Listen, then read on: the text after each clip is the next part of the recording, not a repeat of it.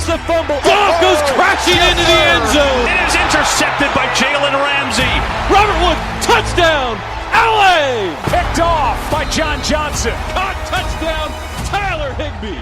It's Michael Brockers who gets there. A'Shawn Robinson. Cooper Kupp plucks it out of the air. Taylor Rapp, who had one taken away, will take this into the end zone. Henderson with a good run and a first down, still on his feet. Safety in the arms of Leonard Floyd. Up top, touchdown, Van Jefferson. Terrell Lewis. Everett in stride. Wow! Hit behind the line, Terrell Burgess, 26. Here's Bryson Hopkins at the goal line and in for his second touchdown. But Malcolm Brown into the end zone. Abu Khan with the strip sack. Picked off by Troy Hill. Akers with a stiff arm. Akers into the end zone. Cam Akers.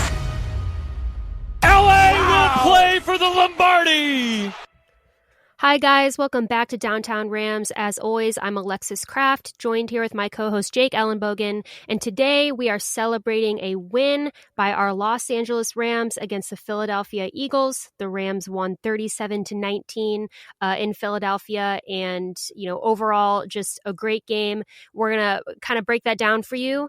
So Jake, I'm gonna throw this over to you. I just kind of want to hear your general thoughts in the game, how you think the Rams played, and also, did I do better on the intro this time? A lot better on the intro. We'll start off Yay. there. That's the most important. There we go. Not saying the first one was bad, but that was really good. That's going to be hard to beat because... Oh, by the way, I forgot to announce that Alexis is now the new intro person. So you will hear her lovely voice before every podcast. But okay, anyway. let's not get carried away, okay? Let's not make promises we can't keep. I'm testing the waters, and it's going okay. But yeah, back to your point of, just overall thoughts on this Rams versus Eagles game. Yeah, so, I think first and foremost, when you are a West Coast team and you go on the road, you travel cross country, and you beat a team you haven't beaten since 2004, I think it's a win every time. I mean, just the fact that, you're able to come away with a blowout win, 37-19, but then, establish the run, establish the passing game, hold the ball longer than the other team, which was really the name of the game last week, playing keep away. But, one thing that I've really enjoyed watching about this defense is you saw in game number 2, Staley didn't have a turnover or takeaway or anything along those lines for the defense last week. They come away with 3 this week. Micah Kaiser being the first. They kind of start off the game with a bang, rip it right out of Miles Sanders' hands. Kenny Young falls on it, to start off. So that was a huge one. It shot right into the Rams offense, and the Rams offense took it away and put it right in the end zone. And then, you had the interception that really, the tide was starting to turn a little bit. And, while the Eagles were down 20-3 at one point, or 21-3 at one point, they came roaring back and they had an opportunity to take the lead until Darius Williams was able to pick off a pass that was thrown by Carson Wentz into the end zone, kind of a diving, full on, Superman dive. Come away with that interception, which was huge, killed the momentum, and really that was when everything shifted back to the Rams and just they didn't let up. And then, of course, the Troy Hill interception at the end, which you and I kind of felt like wasn't an interception, but we're also not going to complain. Troy Hill, I thought, had a rough go at it this week. They weren't going to pick on Jalen Ramsey, obviously, so they picked on the nickel. Troy Hill got matched up with the speedier receivers in Deshaun Jackson and Jalen Reagor, and I thought, as much as he struggled, I didn't think it was as bad as it really, it wasn't as bad as people were saying. Not one Eagles receiver was able to go over 70 yards receiving.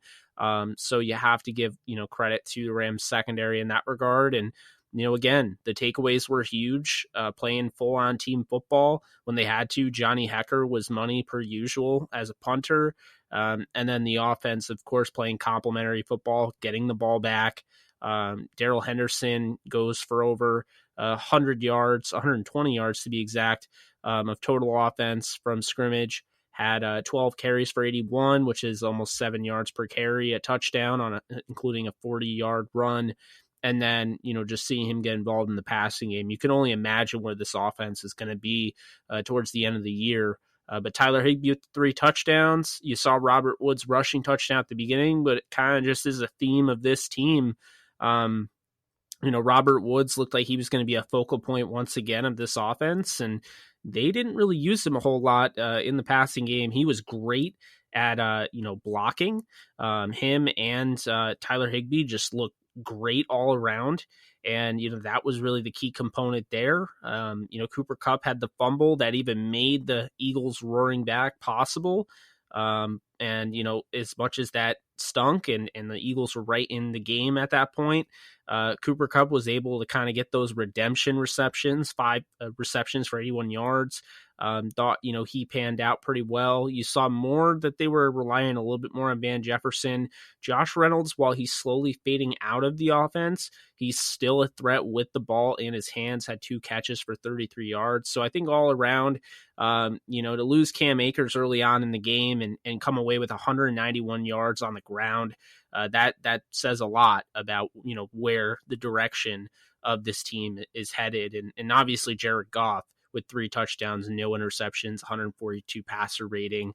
And at one point he was 13 for 13 in completions. Yeah, I mean, I think the story of this game is the Rams offense, which, going into this game, I expected our offense to play well, but they far exceeded my expectations and I think other people's expectations as well. Our defense also played, I thought, pretty well for the most part. I mean, there were some things, that we'll get into later that our defense can certainly improve on in certain moments that didn't look so great, but I thought overall this Rams team was operating on all cylinders. I mean, just starting with the offense, we looked really consistent. There wasn't much error on the Rams offense for the most part. I mean, let's talk about the run game a little bit because Darrell Henderson, last week on the podcast, I said that it looked like Darrell Henderson had become somehow the third back. I mean, they used Brown, Henderson, and Akers last week, but it seemed like Henderson wasn't utilized as much as Brown and Akers. So then we go to this week and Akers gets injured. And, we're obviously hoping that it's not a serious injury. We don't know really what happened. We just know it has to do with his ribs. And, Henderson automatically, because Akers is out, gets a higher carry count. And look at what he did. I thought Henderson played amazing. I thought he really needed to do that actually to kind of redeem himself, because I felt like after last week, Brown really stood out last week. Akers did okay. I mean, it was his first game, but I thought he did fairly well for his first game. So I felt like this week Henderson really needed to show that, he belongs up there with the two of them, and, that all three are equal parts of the run game. And I thought that he did that and he played exceptionally well. I mean, Tyler Higbee seems to be perhaps Jared Goff's new favorite target. I mean, historically, with these Rams receivers, Goff favors Kupp, but I felt like this game, he really put a lot of trust in Higbee, and Higbee showed out and balled out. So it was just, honestly, it was just really refreshing to kind of see the Rams offense operate the way that they did. And I felt like they did what they needed to do. I think they showed, us that they still are that offense that went to the Super Bowl, and perhaps even better. Last season, a lot of people kind of thought maybe it was a one-time thing. Maybe they just happened to have a good season. Maybe they got lucky, but I think they're showing us that they can still play like that. And they certainly did today. And then the defense, I felt played better than I had expected. I think that there's still a little bit of an issue with the run stop. I think we struggle for whatever reason stopping the run, but we can certainly improve there, as well as maybe a little bit in our secondary. But I thought the defense overall was solid today, so that was refreshing to see. Yeah, no, I absolutely agree with you there. I think the biggest thing, if you were to take anything away from the defense, is that the two things, takeaways. This team is going to take the ball away. You don't need to worry about the first game if you had any reservations about that. And the second thing is that, oh man, the linebackers might actually be pretty solid. And I understand that's a kind of a knee-jerk reaction, but I mean, Micah Kaiser, I thought was pretty good. I thought he played really well. I thought Kenny Young played really well. You saw that speed out of Kenny Young. Micah Kaiser, not quite the athlete in my opinion. I don't think moves as well as Kenny Young. I don't think moves as well as Corey Littleton, but talk about 16 tackles and a pass breakup. I thought that was impressive. He led the way with 16. Once again, Jordan Fuller, among the top tackle leaders with 9. So I think that this team, while they have issues, I'm not as worried about the linebackers, the inside linebackers, as I am as outside linebackers. When I looked at the issues on this defense, if you can take anything negative away from this game, is that, Leonard Floyd is who we thought he was. He's going to come in and he's going to stop the run. He's going to set the edge. He's above average in that regard. As a pass rusher, Leonard Floyd is average to slightly above average at best. And, I think that needs to be said. I don't think he is an upgrade over Fowler at all. And I think people know that. But in case people don't, this guy was brought in because of familiarity and because of the fact he sets the edge and is going to help in the run defense department. Now, moving on to the other side, and the reason why I have concern is because I don't think Sam Seabucom moves the needle at all. I didn't see anything that where I came away thinking, wow, this guy is very good, or this guy's good, or this guy's average. He struggled mightily. I get you're against Jason Peters, but when you have guys like Ja'Kai Polite and you have guys like an Obo Okoronkwo, to me, those are the guys I want in. Not Sam Seabucom, who in a contract year just isn't moving the needle for me. I think that they're stymied at the point of attack, or mainly Sam Seabucom, to the point where you're not getting any pass rush off the edge. I think that's why Carson Wentz didn't get sacked. I don't believe he got sacked once in this game. There's a reason for that. They didn't really get any edge pressure. They had a plan to stop Aaron Donald, and they did for as much as you can. And I mean, at the end of the day, you can't expect somebody like Sebastian Joseph Day or, Michael Brockers to be a significant, rusher.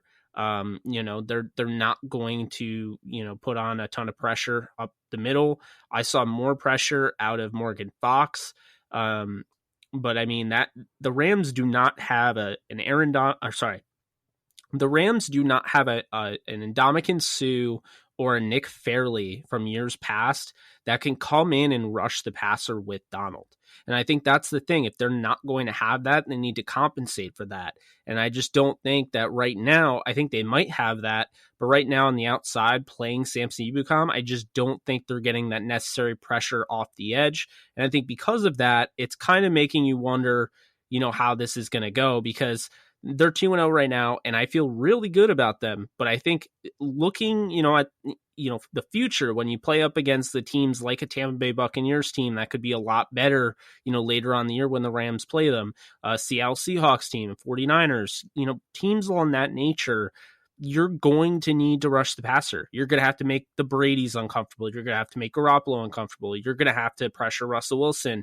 If Russell Wilson can just kind of move around, doesn't have to worry about outside pressure, I mean, it's going to be a long day for the Rams, because he can absolutely, pick you apart. And so I think if you have to take anything negative away from this game, it's the lack of outside pressure. You saw, at the end of the game, Leonard Floyd had a couple pressures, had a really nice play. But if Leonard Floyd is going to have his really nice play here and there, and that's fine, what are you getting out of the other side? And that's what you have to evaluate. And I think eventually they'll make that, decision to move to a Polite or an Okoronkwo. But to me, at this point in time, Seabucom is not moving the needle and looked like the quote-unquote weak link with the inside linebackers playing as well as they did.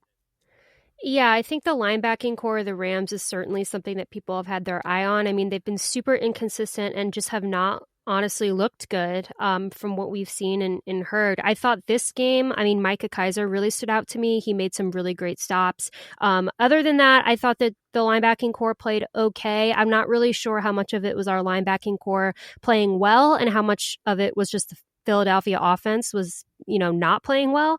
But something that was a little interesting to me was our cornerback situation. I mean, Jalen Ramsey was fairly quiet this game. I don't have the numbers in front of me. I don't really think he was targeted much. But Troy Hill looked a little shaky to me. I mean, there was a lot of plays where Troy Hill was just completely not where he was supposed to be, and that led to a Philadelphia, receiver getting a wide open catch, plus yardage. His tackling also looked really bad. But I also, I just don't really think that Troy Hill is the answer for that second corner spot. But he didn't play bad enough to where it obviously caused damage, and Philadelphia was able to take advantage. But that was a little disheartening to me. But I still think that overall, the defense looked more solid than I kind of suspected. I think that the Rams defense is still figuring it out, but I think that they are okay enough to where they can go in there and make the stops that they need to in order for our offense to take over and do well. Because our offense is getting better, and they seem to kind of be figuring out, everyone's role and how they want to play, and what guys utilize. I'd like for our defense to do the same. Something that's interesting to me, though, about this game is our run stop. And again, do you think that goes into kind of the linebacking core that we have just not playing up to par, or do you think it's up front? Because honestly, I mean, the only person that I see doing anything really up front is Aaron Donald, and he's always double teamed. So it's going to be hard for him to do anything. So you would think if people are double teaming Aaron Donald, that the other defensive tackles up front would be able to make something happen. And for the most part, they really don't, which kind of goes into my thing of why, I don't like having three up front with the personnel that we have. I would like to go to four up front because I just think, we don't have the manpower up there anymore like we did when we had, Sue. But why do you think it is that, the Rams just can't, for whatever reason, seem to stop the run? Well, I guess the way I look at it is, like, I know some will look at this and be like, oh, they gave up 121 yards on the ground. But I look at it like you stopped Miles Sanders and Ezekiel Elliott from eclipsing 100 in back-to-back games. I think that's pretty good. The run has definitely been a lot more in check since, the end of last year. I felt like Wade's unit, if you will, I felt like they kind of struggled towards the end of the year. But when you look at like this team, for instance, you hold Sanders and Zeke Elliott under 100 yards in rushing yards. To me, I think that was a win. If you're looking for, why they gave up, for instance, the touchdown or big chunk plays, I think that part of it is, I think really this team was planning on having Ashawn Robinson. They were planning on having that 320-pound gap eater in the middle. And they probably felt like they were getting the 2018 Ashawn Robinson. At least they thought they were getting the 2019 at worst, rather than not having him at all. But right now, we don't know if he'll be back. And I do think that they ultimately planned this defense to have him to make it easier on the linebackers, to make it easier on everybody. They don't have a space eater. Aaron Donald is 280, around that. Morgan Fox is 275. Sebastian Joseph Day is a little over 300. Michael Brockers is around 300, 310, around that. They don't have a true space eater, and I do think that hurts them in plays where a guy will run right up the middle. I think they're easy to kind of seal out, because these are bodies that can kind of be thrown a little bit, not Donald, but you use their leverage against them, and you say you run a quick a running back draw where quarterback's looking like he's going to throw the ball, takes three steps and then drops it and hands it off to a running back. That hole is going to be there because of how easily these bodies can be thrown around. But I mean, I just think I thought it was a valiant effort, and I thought they did a nice job, in my opinion, stopping the run. Again, if you look at 121 yards on 26 carries and say, wow, they got outran, I mean, it's really relative at this point. It's kind of up to how you feel. Like for me, 4.8 yards per carry is good for Miles Sanders, but it could have been 100 yards or plus, and to hold him under 100, that's kind of like my marker personally, of how well I think that a team did, stopping the run. But what can they do moving forward? I mean, it's kind of tricky because I don't know if they personally, I don't think that this team is going to be a run stuffing machine until they have an A'Shawn Robinson in there. Because keep in mind, originally the plan was to sign A'Shawn Robinson and then Brockers was gone. Imagine this team without A'Shawn Robinson now and without Brockers. Really puts it into perspective, and you really start to wonder like how different this season could be if Brockers medical didn't get flagged and he was still with, he ended up signing with the Ravens and it went through and he was in Baltimore right now. It would be a lot different, I think, up front. And for those of you who are interested in the NFL draft and what have you, I definitely wouldn't mind the Rams. And I will say, I do think the Rams will look to add some body, inside, because, I do think that for whatever reason, Greg Gaines is not playing, and I think they need Greg Gaines. So if he isn't playing, that means they don't think he's ready to play, or they're really high on somebody that's not holding up their end of the bargain. Could be Sebastian Joseph Day. But I think that is definitely why, if you're wondering why it seems like those plays where they just kind of have their way, it would definitely be because they don't have a true space eater. Yeah, I mean, it's just something to look out for. And I know it's something that, people have been expressing kind of their concern just with our defense and the run game, and rightfully so. But, again, it's weird because it's only week 2, but it's also like it's week 2. So like we should kind of be able to tell by now a little bit how things are going to go, but there's certainly a lot of time to improve as well. Weirdly, the last position that there is for us to talk about is the kicker position. And I'm interested to talk about this because, listen, Sam Sloman was a 6th round or 7th round draft pick by the Rams this year. We had 3 kickers in camp, him and 2 other guys. And honestly, I felt like the 2 other guys were better than Sloman. I mean, they just statistically seemed like they were better, and other people felt the same way. And then the Rams ended up keeping Sloman over them, which was kind of shocking, but it also wasn't shocking because he's a draft pick. And in my opinion, if you use a draft pick on a kicker, you better keep him. Or else it's a waste of a draft pick, which is why I'm not a fan of drafting kickers at all.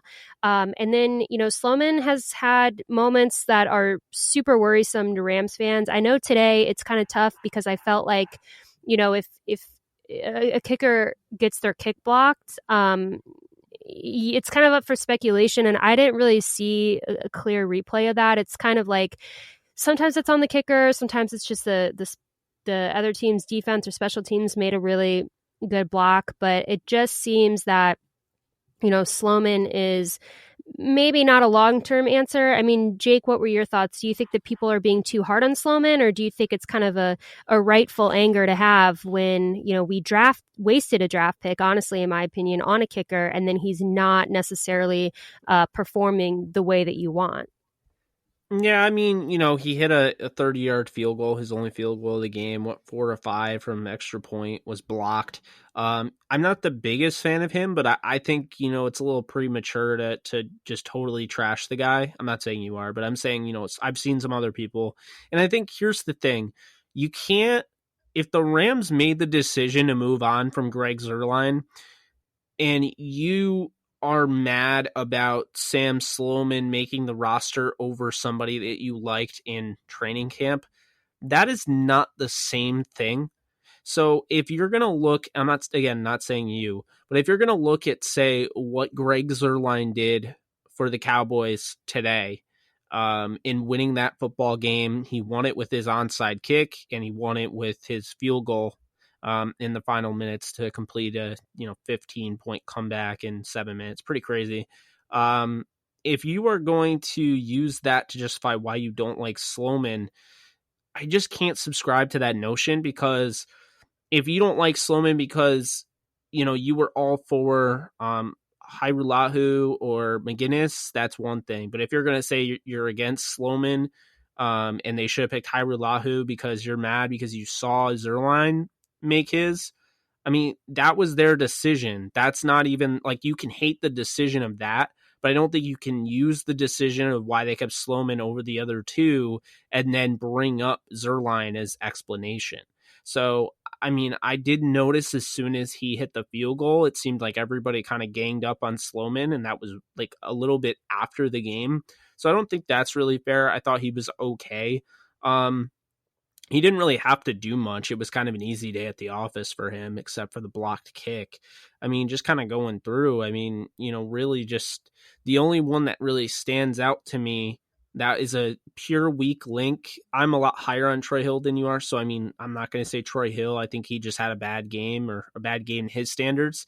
But like I said, I think it's Samson Ebukam. And I would really like to see more Ja'Kai Polite and Obo Okoronkwo. But, as far as it goes, I think the Rams are deeper than people give them credit for. I think they have loads of weapons for Jared Goff. And I think, this team is going to be fine. I'll say this right now, and I hate saying this, but it really started to kind of, really started to resonate with me, that this ideology. I've seen it, people have been saying it for a while, subtraction by addition, or addition by subtraction. And I'm going to say this right now, and it really pains me to say it, but Todd Gurley, moving on from Todd Gurley is painful. But you watched him, he went 21 carries, 61 yards, not even 3 yards per carry in a game where the Falcons scored 39 points. Todd Gurley is not the Todd Gurley that was the engine of this Rams offense. The engine of this Rams offense, and while it looks kind of weird looking at it now, is Robert Woods. I know he didn't have the best game. He had a touchdown, kind of disappeared, but, except for as a blocker. But Robert Woods is the engine of this offense now. And I think by removing Todd Gurley, as sad as it is to say, I literally hate saying it because I love Todd Gurley. Spent 6 years with the Rams, and I don't feel like he had the best parting. I don't think they treated him the best, if you will. But I'll say this: if you had Gurley right now, Henderson and Brown is probably who you'd have. Akers wouldn't be in this organization, and you wouldn't have a 21-year-old back who you're going to have for the next 4 years, despite his injury. Who knows who you would have in the second round, but there's a good chance that you saw Darrell Henderson and Brown with Todd Gurley last year. It seemed like the Rams were give Todd Gurley the rock or don't run the ball at all. I feel like two things happened. The removal of Todd Gurley from this offense, the allowed other guys to thrive and shine, but also kind of injecting Kevin O'Connell, the new OC in this offense. I was texting you this throughout the game. I think the creativity was injected in this offense with him. And, you saw what he was doing with the Redskins last year, became the primary play caller after Jay Gruden was let go. It felt like he was finding his stride and helping Dwayne Haskins develop. That's a significant loss in that organization. And I think the Rams gained a significant help to not only Jared Goff, but Sean McVay as well. I've said it before. A lot of people that I watch the games with have said it. Sean McVay, in my opinion, when the offense is clicking, the only thing that can stop this offense, and I've already seen it, is Sean McVay himself. I have not seen a defense this year. The Eagles and Cowboys both are considered to be pretty good defensively. I have not seen a defense this year actually stop the Rams offense. I think when the Rams offense gets stalled, it's on McVay. You keep the play calling creative, you keep it consistent, you utilize everybody. This is going to be a team that may not have, multiple 1,000-yard receivers or 1,000-yard rushers, but you're going to see a lot of 900, 800, 700-yard guys because everybody has to have their share. You have way too much talent to just, rely on one guy. And so at the end of the day, if they keep, teams guessing and they mix it up, no one is going to stop this offense. That's why I have them. I think they can be the number one offense in football this year. Yeah, I mean, they certainly played like it. I mean, honestly, out of all the games that I've watched, I think that the Rams offense is one of the most impressive offenses that I've seen so far this season. And I don't think that that's a reach. I think other people would probably say that as well. But yeah, just in closing, I thought that the Rams played really well. I think they did most things right. I think that they're showing a lot of promise that not only they're going to keep playing well, they're going to get even better, which I think is important because we're only in week 2. So great win by the Rams. Going into next week, we're going to be facing, I think, probably our toughest challenge yet in the Bills. So we'll make sure later this week to drop a preview episode of the Rams versus Bills. They're playing in Buffalo. So that's it from us. You guys can find us on Twitter at Downtown Rams and on Instagram at Downtown Rams. You can find me on Twitter at the Alexis Kraft. You can find Jake at JKBogan DTSN. And as always, if you like what you hear, please subscribe and please feel free to tweet us and message us your thoughts on the episode and any other questions or comments you might have. So great win this week, guys. Very exciting, and go Rams.